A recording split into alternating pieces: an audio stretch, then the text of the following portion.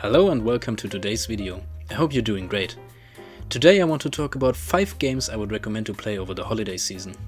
The first title I would recommend for you to play over the holidays is It Takes Two.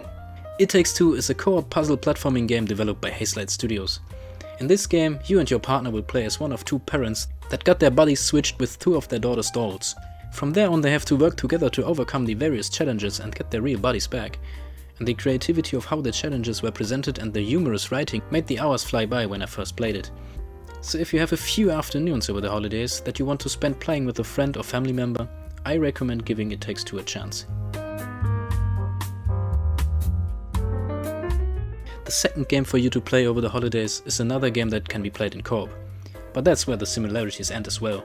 Because in Dead Island 2, the long-awaited sequel to the zombie action-adventure classic from 2011, you get a massive and in some parts even beautiful semi-open world zombie sandbox, in which you get a huge arsenal of melee weapons, firearms, traps and explosives to deal with the endless amounts of undead roaming the streets. And on top of that, you get a not too deep but humorous story with unique characters and some great side quests to discover. So if you are looking for more of an action-focused experience to play with up to 3 players or just by yourself, I think Dead Island 2 will be worth a try. My third pick is probably going to keep you entertained for more than just the final month of the year, because with a main story of around 100 hours, Persona 5 has probably the longest single-player campaign I've ever played. And don't get me wrong here, because it is worth every single minute. If you're not familiar with the Persona series, the games are a mix of social sim and turn-based dungeon crawling RPG.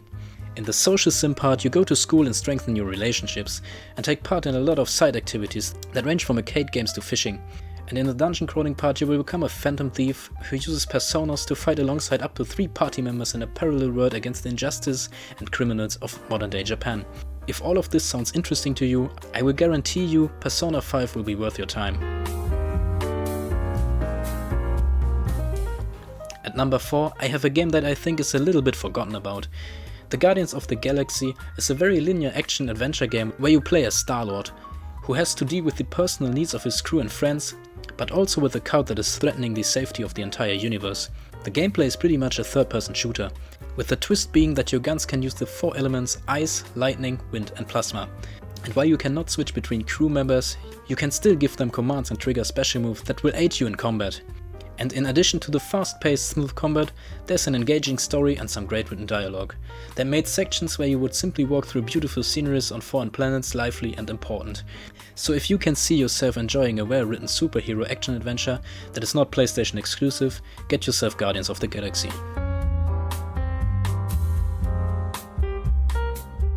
And for the final game on this list, I want to recommend my absolute favorite games for the winter holiday season. And that is any Pokemon game.